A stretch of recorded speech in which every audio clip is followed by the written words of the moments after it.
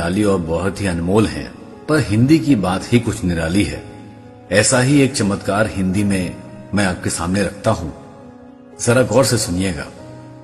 4 मिलें 64 खिलें, 20 रहें कर जोड़, प्रेमी सज्जन 2 मिलें, खिल गए 7 करोड़। मुझसे एक बुजुर्ग ने इस कहावत का अर्थ पूछा।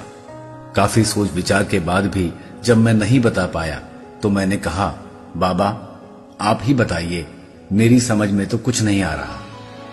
तब एक रहस्यमयी मुस्कान के साथ बाबा समझाने लगे, देखो बेटे, ये बड़े रहस्य की बात है। 4 मिलें मतलब जब भी कोई मिलता है तो सबसे पहले आपस में दोनों आंखें मिलती हैं, इसलिए कहा गया है कि 4 मिले।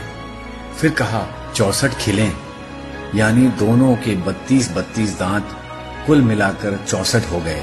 इस तरह 4 मिले 64 खिलें। 20 रहे कर जोड़, दोनों हाथों की 10 उंगलियां दोनों व्यक्तियों की 20 हुई। 20 मिलकर ही एक दूसरे को प्रणाम की मुद्रा में हाथ परवश उठ ही जाते हैं।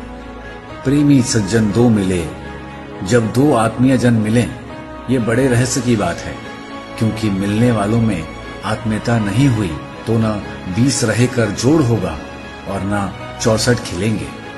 उन्होंने आगे कहा, वैसे तो शरीर में रोम की गिनती करना असंभव है, लेकिन मोटा मोटा 3.5 करोड़ बताते हैं बताने वाले।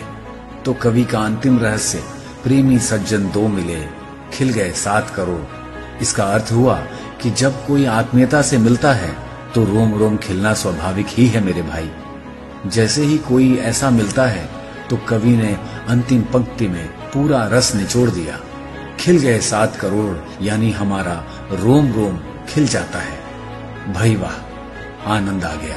हमारी कहावतों में कितना सार छुपा है। एक एक शब्द चाशनी में डूबा हुआ है, हृदय को भावा विभोर करता हुआ।